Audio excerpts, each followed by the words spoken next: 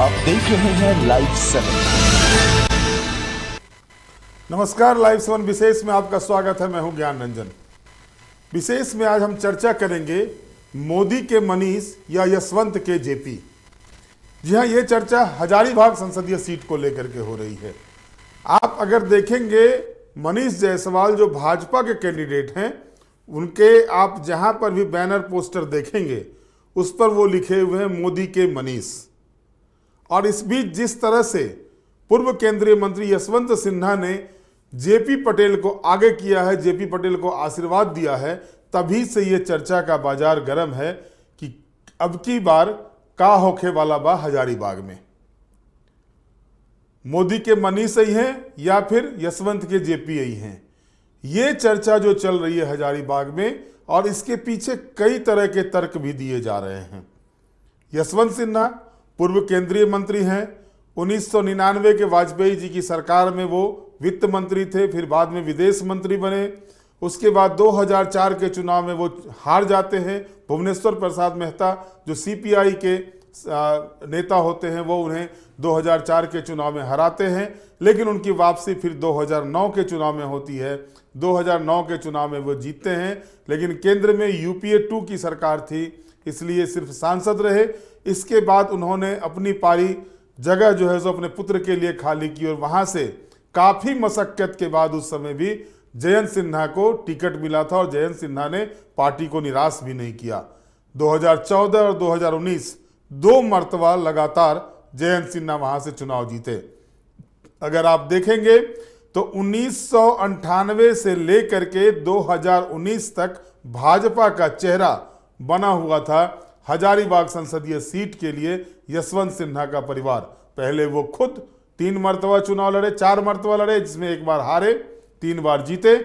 लेकिन जयंत सिन्हा 2 बार चुनाव लड़े, दोनों ही बार हारे।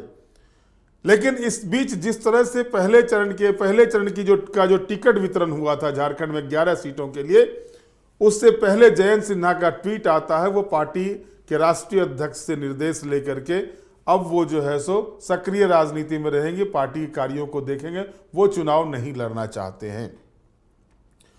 और इस चर्चा पर कुछ दिनों तक विराम लगा हुआ था, लेकिन ये विराम तब समाप्त हो जाता है जब अचानक जयप्रकाश भाई पटेल जो मांडू से भाजपा से विधायक थे, चुनाव जीत कर आए थे, पार्टी में सचेतक की भूमिका थे विधानसभा में, वो जो है सो कांग्रेस का दामन थामते हैं। और इसके बाद ये जो यू टर्न होता है राजनीति में, वो साफ इस बात की ओर दर्शा रहा था कहीं ना कहीं कुछ है।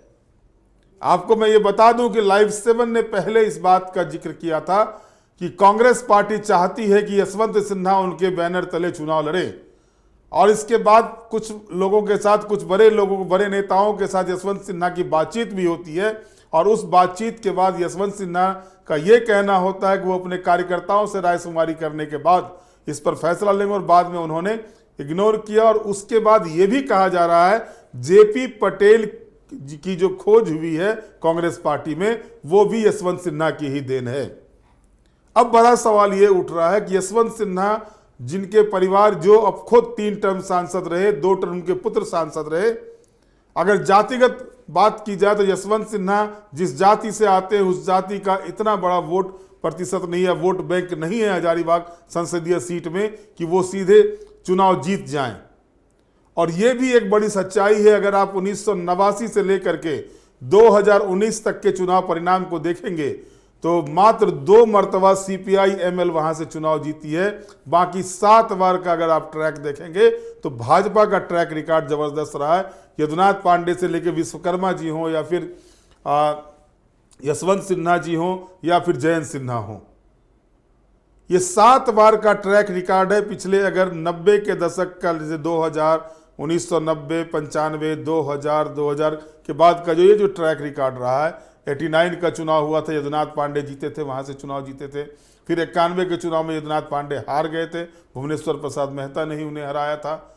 लेकिन कांग्रेस पार्टी के अगर ट्रैक को आप देखेंगे तो 84 के बाद, 84 के बाद कांग्रेस पार्टी यहां से एक बार भी चुनाव नहीं जीती है। सौरभ नारायण सिंह को 2 मर्तबा खड़ा किया गया जब झारखंड अलग राज्य बना, दोनों ही मर्तबा यशवंत सिन्हा एक बार और एक बार जयंत सिन्हा ने उन्हें जबरदस्त पटकनी दी।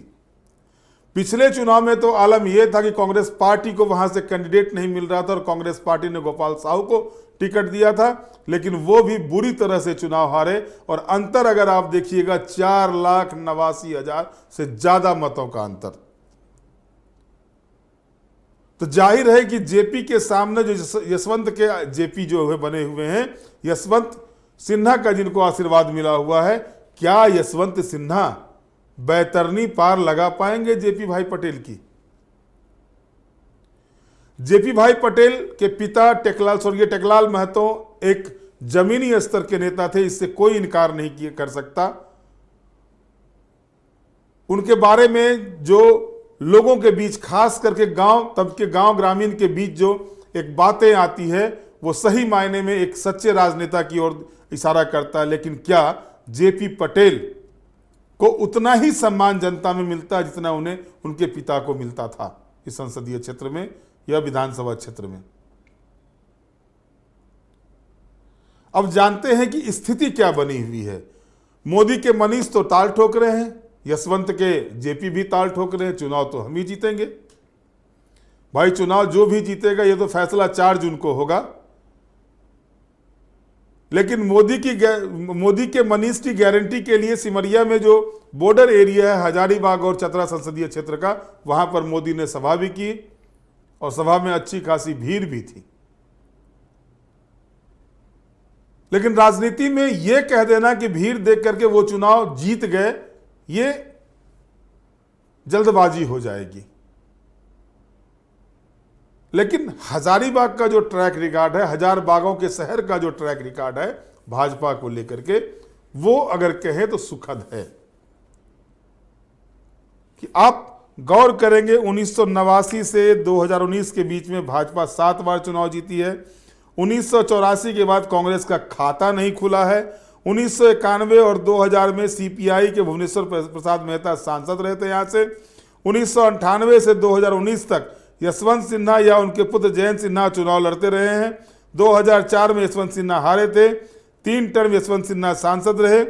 एक बड़ी बात और है कि मोदी के मनीष और यशवंत के जेपी के बीच में JBKSS, झारखंडी भाषा खतियानी संघर्ष समिति, यानी टाइगर जयराम की पार्टी के नेता संजय कुमार मेहता वहां पर खूंटा गाड़े हुए हैं, मजबूती के साथ डटे हुए हैं।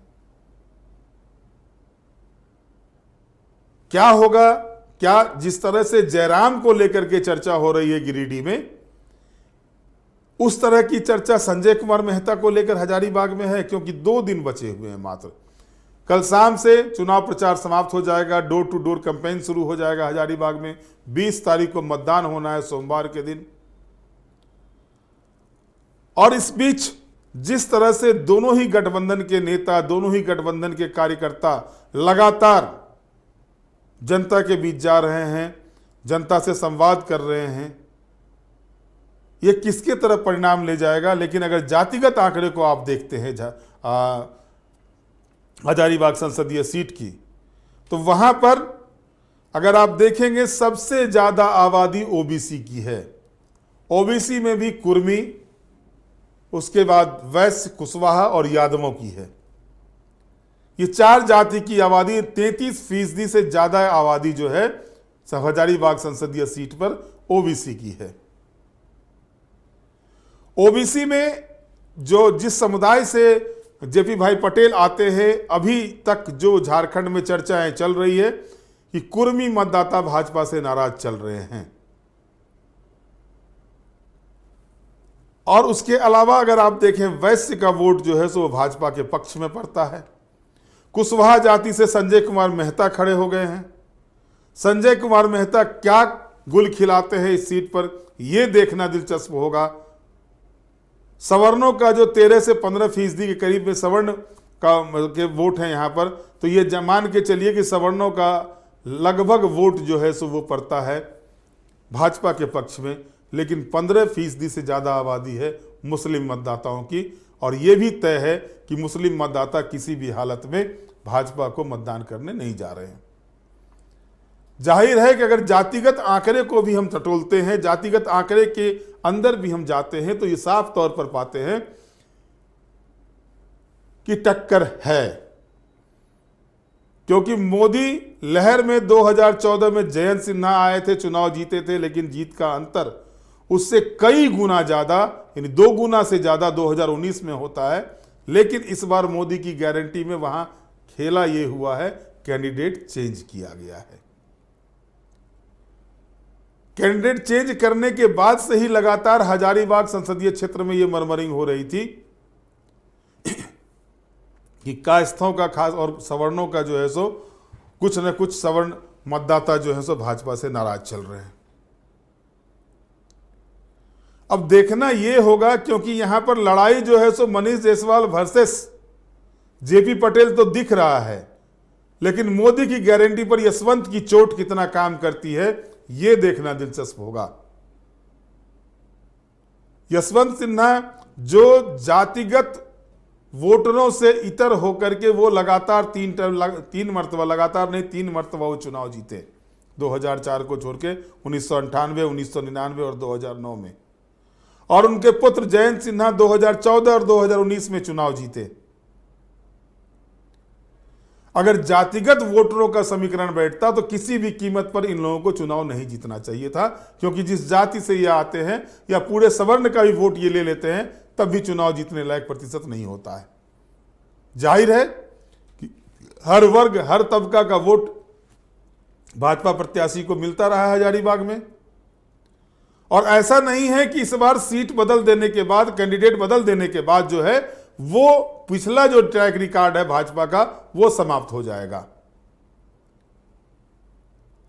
आप अगर देखेंगे तो यदुनाथ पांडे ब्राह्मण जाति से आते हैं, 1989 में वो चुनाव जीतते हैं। ब्राह्मणों का उतना वोट प्रतिशत नहीं है हजारीबाग में कि वो अपने कैंडिडेट को जिता दे।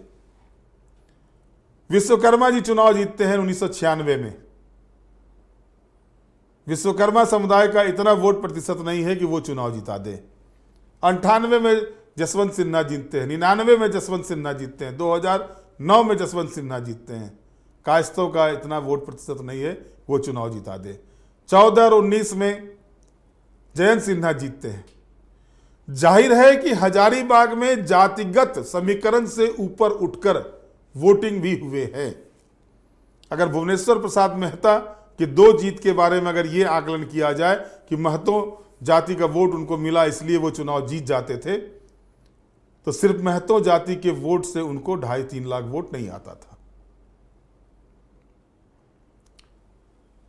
एंटी इनकम्बेंसी 2004 में प्रबल तरीके पर थी और नतीजा ये हुआ था कि झारखंड की 14 में से 13 सीटें 2004 में यूपीए गठबंधन के खाते में चली गई थी और मात्र 1 सीट कोडरमा का बाबूलाल मरांडी जो वर्तमान प्रदेश अध्यक्ष हैं वो निकाल सके थे। अब इन समीकरणों के बीच क्या कुछ होगा हजारीबाग का मिजाज, हजारबागों के शहर का मिजाज, झारखंड के एक खूबसूरत शहर का मिजाज किस रूप में आएगा, परिणाम इसका किसके साथ जाएगा परिणाम, मोदी के मनीष के साथ या यशवंत के जेपी के साथ, ये तो 4 जून को ही पता चलेगा। लेकिन अगर आप समीकरण देखेंगे, बरही और बरकागांव 2 जगह पर जो 2 विधानसभा क्षेत्र हैं, यहाँ पर कांग्रेस के विधायक हैं, अंबा प्रसाद बरकागांव से हैं और बरही से उमाशंकर अकेला हैं। हजारीबाग सदर से मनीष जायसवाल विधायक हैं, मांडू से जेपी पटेल विधायक हैं, भाजपा से जीते अब कांग्रेस में चले गए हैं, और सुनीता चौधरी विधायक हैं रामगढ़ से। ये 5 विधानसभा क्षेत्र इस संसदीय क्षेत्र के अंतर्गत आता है। तो इस संसदीय क्षेत्र के अंतर्गत आने वाले विधानसभा क्षेत्रों को देखने के बाद भी अगर आप देखेंगे अभी तो 2 सीटों पर कांग्रेस पार्टी है, 2 सीटों पर एनडीए का है और 1 सीट जो बीजेपी की थी वो अब चले गए हैं भाजपा के साथ में।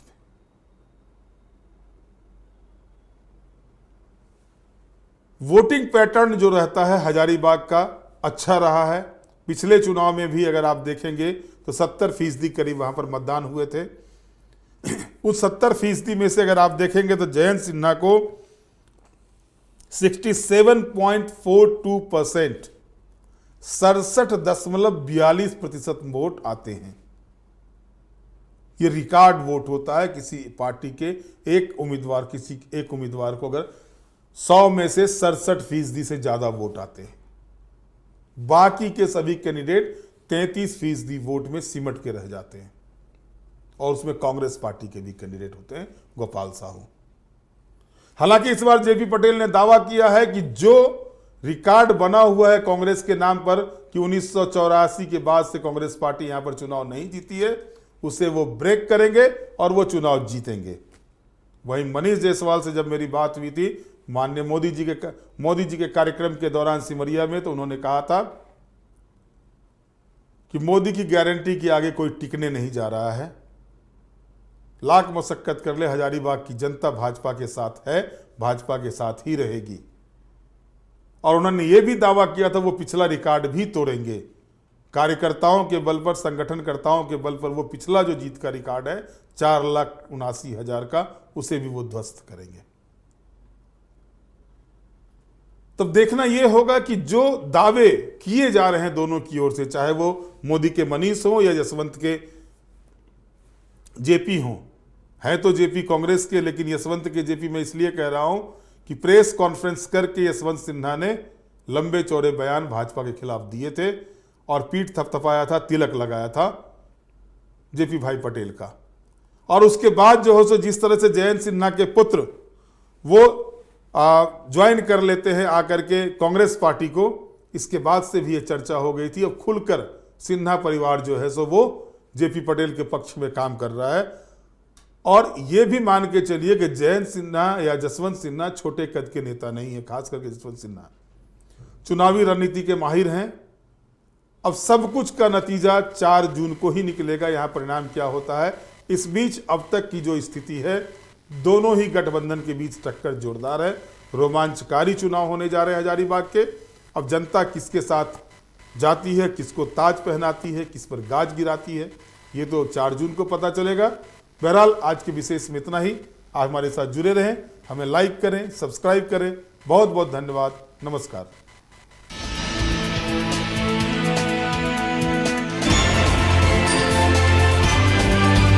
आप देख रहे हैं लाइव 7।